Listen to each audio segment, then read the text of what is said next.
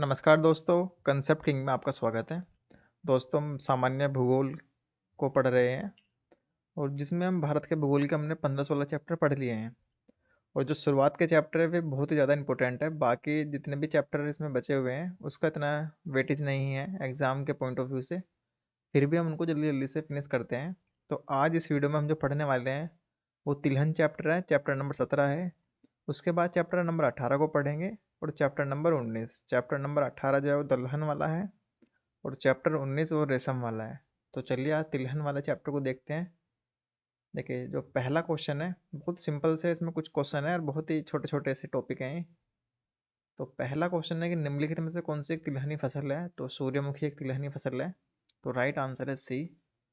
अगला क्वेश्चन है कि पीत क्रांति संबंधित है। तो पीत क्रांति किससे संबंधित है? तिलहन के उत्पादन से। ठीक है, पीत माने पीली, पीली क्रांति, येलो क्रांति जो है, येलो रिवॉल्यूशन किससे संबंधित है? तो तिलहन उत्पादन से। तो उसका जो राइट आंसर है वो है बी, राइट आंसर है। अगला क्वेश्चन देखते हैं। देखिए, अगला क्वेश्चन रिपीट क्वेश्चन है वही कि पीली क्रांति का संबंध किससे है। तो आपको पता है कि तिलहन उत्पादन से संबंधित है। नेक्स्ट क्वेश्चन भी पीली क्रांति किससे संबंधित है? तो तिलहन उत्पादन से। तो राइट आंसर है बी, बी इसका राइट आंसर है। अगला क्वेश्चन अगर आप देखेंगे कि शुष्क भूमि के लिए सर्वाधिक उचित फसल कौन सी है। ठीक है, तो मूंगफली, मूंगफली इसका राइट आंसर है, डी इसका राइट आंसर है। देखिए, अगला क्वेश्चन है पैंगिंग एक लाभकारी प्रक्रिया है। तो किसके लिए लाभकारी प्रक्रिया है? मूंगफली के। तो मूंगफली के लिए पैंगिंग एक लाभकारी प्रक्रिया है, तो राइट आंसर है सी। अगला क्वेश्चन है कि भारत में सोयाबीन का अग्रणी उत्पादक राज्य कौन सा है। देखिए, बहुत इंपॉर्टेंट है और कई बार ये रिपीट भी है। तो आपका जो सोयाबीन का अग्रणी उत्पादक राज्य है तो वो कौन सा है? तो दोस्तों है मध्य प्रदेश। तो राइट आंसर है आपका Madhya Pradesh, B right answer है। देखिए, अगला क्वेश्चन है कि भारत में सोयाबीन का सबसे अधिक उत्पादन किस राज्य में होता है। देखिए, क्वेश्चन दोस्तों रिपीट है और कई बार ये पूछा गया है। ठीक है, तो इसका जो राइट आंसर है वो मध्य प्रदेश है, सी इसका राइट आंसर है, मध्य प्रदेश। नेक्स्ट क्वेश्चन है कि निम्नलिखित में से कौन सा सबसे महत्वपूर्ण सोयाबीन उत्पादक राज्य है। तो कौन सा है? मध्य प्रदेश। तो मध्य प्रदेश का राइट आंसर है। आगे बढ़ते हैं कि अगला क्वेश्चन है भारत के किस प्रदेश में सोयाबीन की खेती सबसे ज़्यादा की जाती है। तो मध्य प्रदेश में। देखिए, रिपीट है और आपको जो रिपीट क्वेश्चन है उनको अच्छे से पकड़ बनानी है उन पर। अगला क्वेश्चन है कि 1992-93 में किसकी उपज इतनी प्रचुर हुई कि उसे कीर्तिमान मान सके। तो तिलहन की उस टाइम पे इतनी प्रचुर मात्रा में उपज हुई थी, इसको कीर्तिमान मान सकते थे हम। तो ठीक है, तो राइट आंसर कौन सा है? डी इसका राइट आंसर है। अगला क्वेश्चन देखते हैं। देखिए, अगला क्वेश्चन है कि भारत में तिलहन का सबसे बड़ा उत्पादक कौन है। तो 4 स्टेट हैं, तो मध्य प्रदेश है। तो राइट आंसर कौन सा है? बी, बी इसका राइट आंसर है। और ये क्वेश्चन दोस्तों करंट अफेयर में चर्चा में रहते हैं। तो जब जिस साल हम एग्जाम दे रहे होते हैं तो उस साल हमें एक बजट पढ़ना होता है और इकोनॉमिक सर्वे। तो इकोनॉमिक सर्वे में सब ये डेटा आता है। ठीक है, तो उस साल के हिसाब से हमें क्वेश्चन को देखना होता है। तो उसका राइट आंसर आपने देखा मध्य प्रदेश। अगला क्वेश्चन है कि मूंगफली का सबसे बड़ा उत्पादक राज्य कौन सा है। तो गुजरात। तो उसका राइट आंसर है डी, गुजरात इसका राइट आंसर है। आगे बढ़ते हैं। अगला क्वेश्चन है मूंगफली के क्षेत्रा मतलब क्षेत्र के अंतर्गत। ठीक है, क्षेत्रांतरण कुछ ऐसा वर्ड है, कहने का मतलब है कि मूंगफली का जो क्षेत्र है उसके अंतर्गत, ये मतलब है इसका। ठीक है, देखिए कितना मतलब नाम लेने में, प्रोनाउंसिएशन करने में कितना डिफिकल्टी लग रहा है, लेकिन इसका मतलब है कि क्षेत्र के अंतर्गत, मूंगफली के क्षेत्र के अंतर्गत। परंतु प्रति हेक्टेयर बहुत अधिक उत्पादन वाला भारत का राज्य कौन सा है। तो पंजाब इसका राइट आंसर है, सी। अगला क्वेश्चन है कि निम्न में से कौन असंबद्ध उत्पाद है। तो देखिए, तिल, मूंगफली, सरसों और अरंडी को देखेंगे तो तिल, मूंगफली और सरसों ये तीन टर्म ऐसी है जिनका हम तेल निकाल के यूज करते हैं, जबकि अरंडी का हम खाद्य पदार्थों में इसका इस्तेमाल नहीं करते हैं। तिल, मूंगफली, सरसों। ठीक है, तो उसका जो राइट आंसर है वो सी हम राइट आंसर मानेंगे, अरंडी। अगला क्वेश्चन है कि राजस्थान किस वस्तु का प्रमुख उत्पादक है। तो राजस्थान सबसे ज्यादा क्या उत्पादन करता है। तो सरसों। तो इसका राइट आंसर है बी, सरसों। देखिए, अगला क्वेश्चन है बहुत ही, देखिए सिंपल क्वेश्चन है, अगर आपको उनकी लोकेशन पता है कि ए बी सी डी में क्या लोकेशन है। देखिए, मानचित्र वाला क्वेश्चन है और यूपीएससी 1990, 95, 98 के दशक में, मतलब 1990 के दशक में ये इस प्रकार के क्वेश्चन पूछती थी मानचित्र वाले कि इनमें हमें बताना होता है कि मानचित्र के माध्यम से। तो देखिए अगर आप ए की लोकेशन देखेंगे तो ए की लोकेशन गुजरात में है, बी महाराष्ट्र के आसपास है ना, महाराष्ट्र वाला क्षेत्र है वो। सी पे आप देखेंगे तो उड़ीसा है और डी पे है आपका आंध्र प्रदेश। तो हमें बताना कि इन जगह पर क्या चीज़ होती है, किसके लिए प्रसिद्ध है। तो एक गुजरात में क्या होता है, मूंगफली। तो मूंगफली किस में है, ए में देखिए, ए और बी में, तो सी और डी तो कट गया है दोस्तों ऐसी। और बी देखेंगे, देखो बी महाराष्ट्र, महाराष्ट्र में सबसे ज़्यादा क्या होता है, देखिए गन्ना और वो कपास। तो इनके लिए कंपटीशन भी होता है। हमने पिछले वीडियो में हमने देखा था कि गन्ना और कपास में कंपटीशन क्यों होता है, उसके रीजन को भी हमने देखा था। तो ए बी में हमने देखा था सबसे पहले मूंगफली आएगी फिर गन्ना। तो बी इसका राइट आंसर है, क्योंकि ये में मूंगफली और रागी है तो ये नहीं होगा। तो मूंगफली गन्ना, बेशक हमें सी डी ना पता हो तो बी हमें पता है। अगला क्वेश्चन देखते हैं। देखिए अगला क्वेश्चन है कि भारत में उत्पादित मुख्य तिलहन निम्नलिखित में से निम्नलिखित है, और उसको हमें क्या लगाना है कि अवरोही क्रम में इनके उत्पादन की मात्रा का सही अनुक्रम लगाना है। तो अवरोही क्रम में लगाना है, उस साल जब भी रहा होगा। तो 4 3 2 1 इसका राइट आंसर है डी। ठीक है, टाइम बिल्कुल भी वेस्ट नहीं करता है, क्योंकि बहुत ही छोटा सा चैप्टर है और ज़्यादा एग्जाम में क्वेश्चन नहीं पूछे जाते हैं इनसे। तो वरुणा प्रजाति किसकी है, तो सरसों की। ठीक है दोस्तों, इसमें शुरू के 10 15 चैप्टर बहुत इंपॉर्टेंट है भारत के भूगोल में। और इसके बाद एक चैप्टर आने वाला है आपका एनर्जी से रिलेटेड। ठीक है, तो एनर्जी वाला चैप्टर इंपॉर्टेंट है। और बाकी आप वर्ल्ड ज्योग्राफी जब पढ़ेंगे ना, वे लगभग सारे चैप्टर इंपॉर्टेंट होते हैं। तो वर्ल्ड ज्योग्राफी में अगर आपने कंसेप्ट क्लियर कर लिया अपने सारे, तो इंडियन ज्योग्राफी दोस्तों कंप्लीट हो जाती है। ठीक है, तो सबसे ज़्यादा इंपॉर्टेंट आपको शुरू के 10 15 चैप्टर को बार बार रिवाइज करना है। बाकी चैप्टर को आप स्किप भी कर सकते हैं, क्योंकि देखिए मैं तो स्किप नहीं कर सकता हूँ, क्योंकि मेरी तो जिम्मेदारी है कि इसको पूरी सीरीज़ को कंप्लीट कराना है। फिर भी आप कमेंट सेक्शन में बताना कि आपको ये सीरीज़ कैसी लग रही है। ठीक है, तो अगला क्वेश्चन है कि पूसा बोल्ट एक प्रजाति है, तो सरसों की एक प्रजाति है। तो राइट आंसर है बी, बी इसका राइट आंसर है। अगला क्वेश्चन है पीताम्बरी एक प्रजाति है, तो पीताम्बरी किसकी एक प्रजाति है, तो सरसों की। राइट आंसर सी है। नेक्स्ट क्वेश्चन देखते हैं। देखिए जिप्सम की अधिक मात्रा आवश्यक होती है, तो जिप्सम की अधिक मात्रा किसके लिए आवश्यक होती है, तो मूंगफली, मूंगफली के लिए। ठीक है, तो मूंगफली की फसल के लिए जिप्सम की मात्रा आवश्यक होती है। तो राइट आंसर है डी। नेक्स्ट क्वेश्चन अगर आप देखेंगे तो लिखा है कि कौशल किस फसल की उन्नत प्रजाति है, तो मूंगफली की। मूंगफली की उन्नत प्रजाति है, तो राइट आंसर सी है। अगला क्वेश्चन है कि निम्नलिखित में से किस फसल में सबसे ज्यादा प्रतिशत तेल की मात्रा होती है, तो मूंगफली, सूरजमुखी, सोयाबीन और तिल में देखेंगे तो तिल में सबसे ज्यादा प्रतिशत होता है ऑयल का। तो राइट आंसर है डी, डी इसका राइट आंसर है। अगला क्वेश्चन देखेंगे, कुसुम एक तिलहनी फसल है, इसका वैज्ञानिक नाम क्या है, तो कोर्थेमस टिक्टोरियस। ठीक है, तो सी इसका राइट आंसर है। कुसुम का वैज्ञानिक नाम क्या है, तो कोर्थेमस टिक्टोरियस, टिंगटोरियस। ठीक है, तो अगला जो है देखिए दलहन है, बहुत ही छोटा सा चैप्टर है। ठीक है, तो हम देखते हैं इससे किस प्रकार के एग्जाम में क्वेश्चन बने हैं।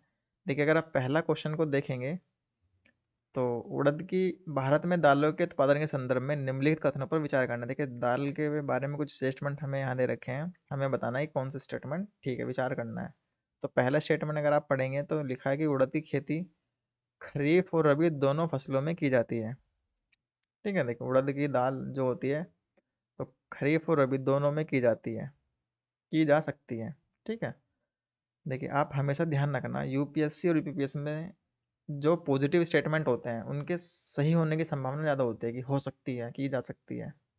हालांकि 2023 में यूपीएससी ने इस पैटर्न को बिल्कुल हवा हवाई कर दिया है, बिल्कुल बाहर कर दिया है। लेकिन जनरली पॉजिटिव स्टेटमेंट को ठीक मान के चलते हैं। तो अगर पहले देखेंगे की जा सकती है तो कर सकते हैं, तो पहला स्टेटमेंट हम ठीक मान के चलते हैं। आगे स्टेटमेंट पढ़ते हैं। देखिए अगला जो स्टेटमेंट है वो है कुल दाल उत्पादन का लगभग आधा भाग केवल मूंग का होता है। तो सेकंड स्टेटमेंट दोस्तों गलत है। पिछले 3 दशकों में जहां खरीफ दालों का उत्पादन बढ़ा है, वहीं रबी दालों का उत्पादन घटा है। तो देखिए सबसे पहले दो हमें हटाना है, तो दो हटा दी तो आंसर दो से निकल गया है। बी हटा दो, सी और डी, क्योंकि दो इनमें तो पहला ही राइट आंसर है। ठीक है, बेसिक हमें थर्ड स्टेटमेंट ना बताओ, लेकिन आपने सेकंड स्टेटमेंट पढ़ा है ना कि कुल दाल उत्पादन का लगभग आधा केवल मूंग का होता है, तो ऐसा नहीं है दोस्तों। हालांकि इस प्रकार के क्वेश्चन दोस्तों अब एग्जाम में नहीं पूछे जा रहे हैं। 2023 का आप एग्जाम पैटर्न देखेंगे ना, तो मतलब हिला के ही रख दिया बच्चों को। अगला क्वेश्चन है कि निम्न में से कौन एक देश दलहनी फसलों का मुख्य उत्पादक तथा उपभोक्ता है? तो भारत मुख्य उत्पादक भी है और उपभोक्ता भी है, तो राइट आंसर है डी। डी इसका राइट आंसर है। अगला क्वेश्चन देखेंगे, भारत से निम्नलिखित में से कौन एक उत्पाद सामान्यतः निर्यात नहीं किया जाता है? ठीक है, देखिए चार इसमें आइटम के नाम दे रखे हैं, ठीक है, उत्पाद के नाम दे रखे हैं, प्रोडक्ट के नाम दे रखे हैं, और इसमें पूछा है कि किसका भारत निर्यात नहीं करता है। ठीक है, तो गेहूं, चावल, चीनी, दालें। देखो गेहूं, चीनी, चावल इन सब का करता है, जबकि दालों का नहीं करता है, तो राइट आंसर है डी। डी इसका राइट आंसर है। अगला क्वेश्चन है, देखिए भारत में दालों की कमी है परंतु प्रोटीन की नहीं। देखिए हमें बताना है कि कौन सा ठीक है कौन सा गलत है। अगला स्टेटमेंट पढ़ेंगे आप, कारण दालों की मांग की वरीयता है। ठीक है, दालों की मांग की वरीयता भी है और ये भी सही है, तो ए और आर दोनों ठीक है। और उसकी सही व्याख्या ये करता है क्योंकि दालों की मांग की वरीयता है और उसमें प्रोटीन वाला जो स्टेटमेंट है वह भी ठीक है, तो ए इसका राइट आंसर है, ए। अगला क्वेश्चन है, भारत में दालों का सबसे बड़ा उत्पादक राज्य कौन सा है? तो मध्य प्रदेश सबसे बड़ा उत्पादक राज्य है, तो राइट आंसर है सी। अगला क्वेश्चन अगर आप देखेंगे तो वह है कि फसल का प्रकार जिसमें हवा से नत्रजन संचित करने की क्षमता होती है, वह है, तो दालें हैं।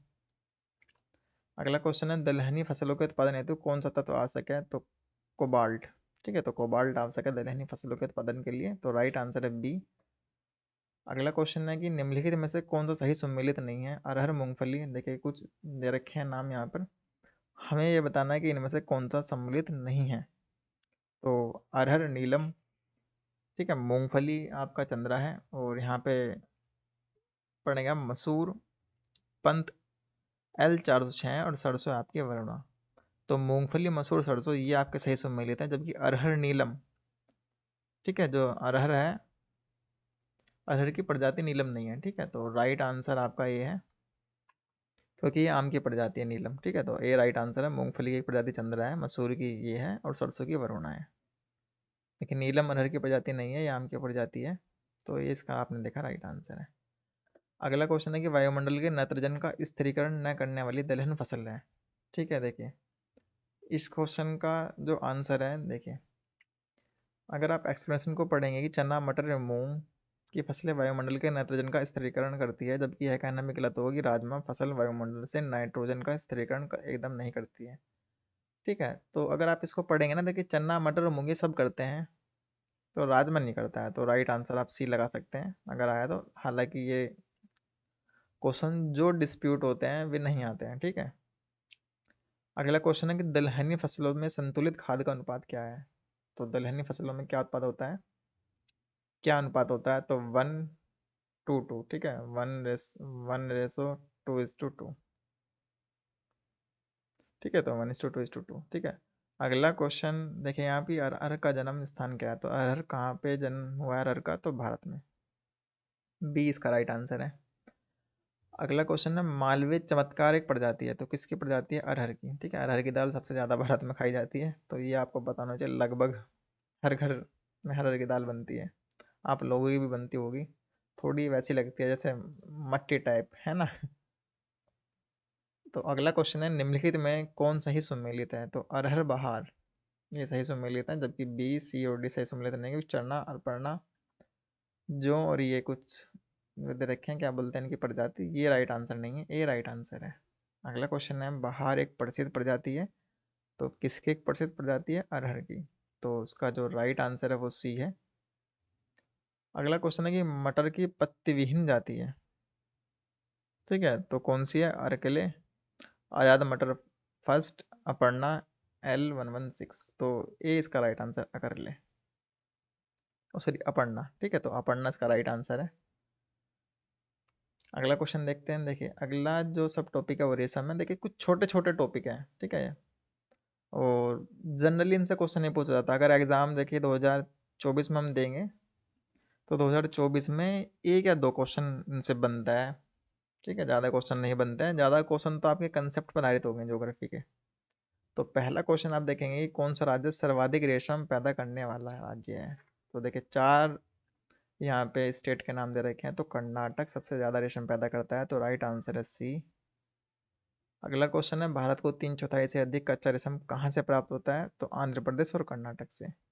तो ये राइट आंसर है। देखिए दोस्तों, मैं आपको फिर बता दूं, इसमें स्पीड इसलिए हमने थोड़ी इंक्रीज कर रखी है, बोलने की गति है, ताकि है ना, मतलब इसमें ज़्यादा तो कंसेप्ट नहीं है, कुछ छोटे मोटे टॉपिक पूछे जाते हैं और वे जनरली एक दो होते हैं। ठीक है, तो उसमें ज़्यादा दबाव नहीं लेना है आपको, ज़्यादा स्ट्रेस नहीं लेना है। शहतूत रेशम का अग्रणी उत्पादक भारतीय राज्य कौन सा है? तो आंध्र प्रदेश है, तमिलनाडु है। शहतूत सबसे ज़्यादा कौन उगाता है? तो सी कर्नाटक, डी पश्चिम बंगाल। तो कर्नाटक सबसे ज़्यादा शहतूत उत्पादन में अग्रणी है, तो राइट आंसर सी है। अगला क्वेश्चन आप देखेंगे, ईरी रेशम सही सुमेलित है।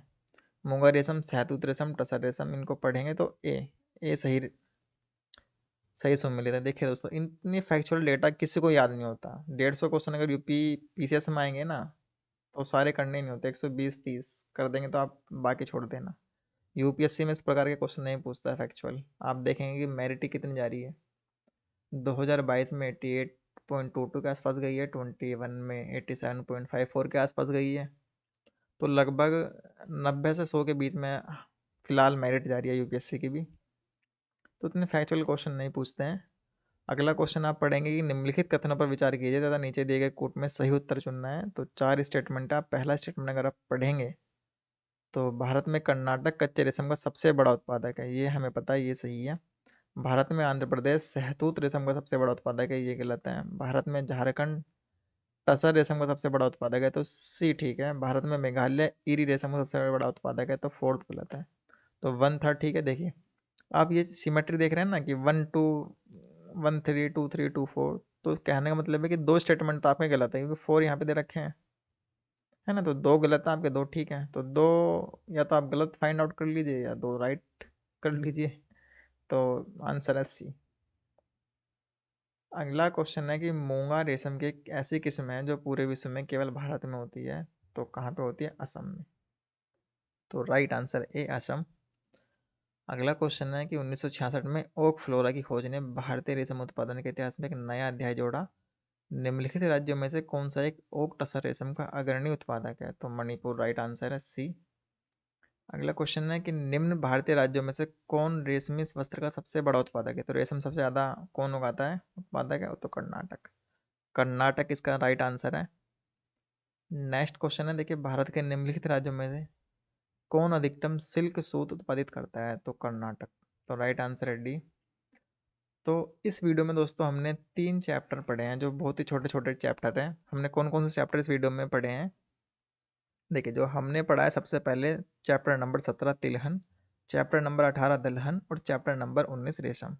नेक्स्ट वीडियो में हम बागानी फसलें को देखेंगे। बहुत ही छोटे से टॉपिक है, ठीक है, इनका इतना वेटेज नहीं है। इसके बाद जो 2-3 चैप्टर आने वाले हैं, जैसे खनिज संसाधन आएगा, विद्युत ऊर्जा, जो एनर्जी से रिलेटेड है, वे इंपॉर्टेंट है, ठीक है ना। और मैं आपको बता रहा हूँ कि आप शुरू के 10-15 चैप्टर आपने भारत के भूगोल से कर लिए हैं, तो आपकी भूगोल पे पकड़ हो जाएगी। इसके बाद जो हम विश्व का भूगोल की सीरीज ला रहे हैं, उसमें हमने पहली वीडियो ले भी आए हैं। आपको विश्व के भूगोल को अच्छे से पढ़ना है, क्योंकि सारे कंसेप्ट ही वहाँ से बनते हैं।